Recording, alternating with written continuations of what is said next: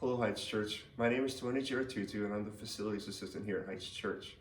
Today, we're going to be continuing our series in experiencing God in the Psalms, and I get the pleasure of sharing Psalm 138 with you today.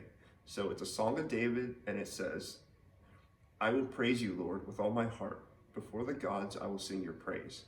I will bow down towards your holy temple, and I will praise your name for your unfailing love and your faithfulness. For you have so exalted your solemn decree that it surpasses your fame. When I called, you answered me. You greatly emboldened me. May all the kings of the earth praise you, Lord, when they hear what you have decreed. May they sing of the ways of the Lord, for the glory of the Lord is great. Though the Lord is exalted, he looks kindly on the lowly. Though lofty, he sees them from afar. Though I walk in the midst of trouble, you preserve my life. You stretch out your hand against the anger of my foes. With your right hand you save me. The Lord will vindicate me. Your love, Lord, endures forever. Do not abandon the works of your hand." So this psalm really speaks to me because I graduated from law school in 2014, but I ran into big trouble when I attempted to take the bar. I allowed fear, worry, anxiety, and hesitation to cripple me, and ultimately I failed. And not only did I fail, but I allowed that giant, that fear, that anxiety, and that worry to remain with me. So much so that I wasn't able to move forward. I wasn't able to retake it again. But recently, I'd say about a couple months ago, about a year ago, I was praying to God, just asking what he wanted me to do with my life. And shortly after that, I received a lot of encouragement from people I'd never told about my plans in life, right? They just encouraged me to take the exam again, or certain people said, if you take, next time you take it, you're gonna pass. And they didn't even know what was going through my mind, right? And so it gave me the strength to combat the fear, to combat the worry, and to combat this giant in my life. And then God also confirmed that this was his plan for my life. Through my prayers, he confirmed that he pointed me in the direction, and I said yes to it.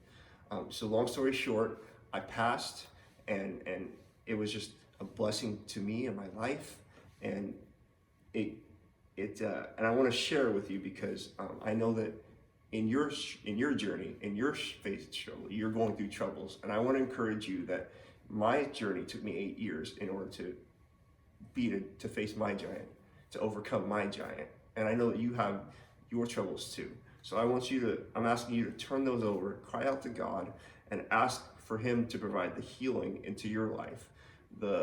Whatever you need, whatever trouble you're going through, turn it over to him and let him exercise his power in order to meet your trouble. So I also want to point out verse 6. It says, "Though the Lord is exalted, he looks kindly on the lowly," or the humble. "Though lofty, he sees them from afar." And I want to let you know that God sees you in your trouble, like he saw me. I want you to cry out to him, because Philippians 4:6 says, "Don't worry about anything, pray about everything.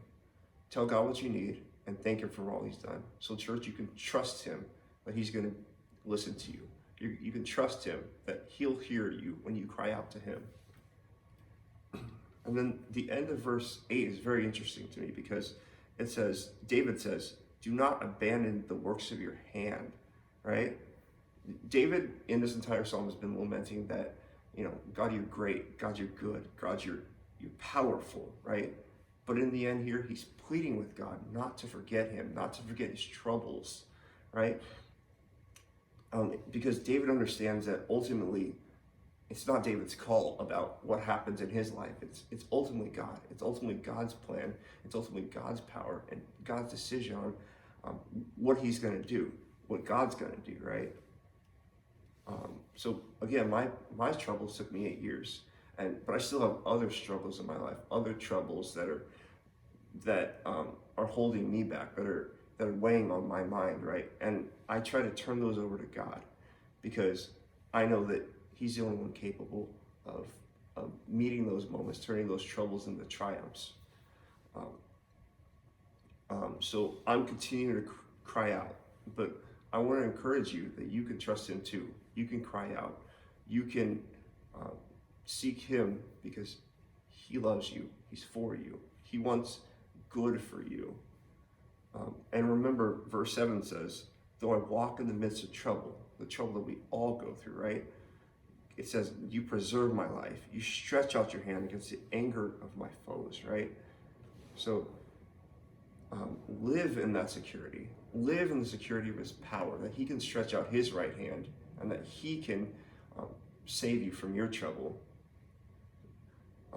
And then, church, I also want to encourage you that in your trouble, I want you to reach out to the people of the church. We're a church, we're a family.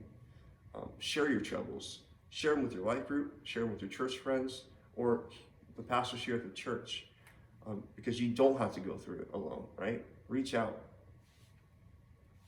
And finally, I want to challenge you guys to trust God with the big and the small things, and to cry out and trust that he cares for you.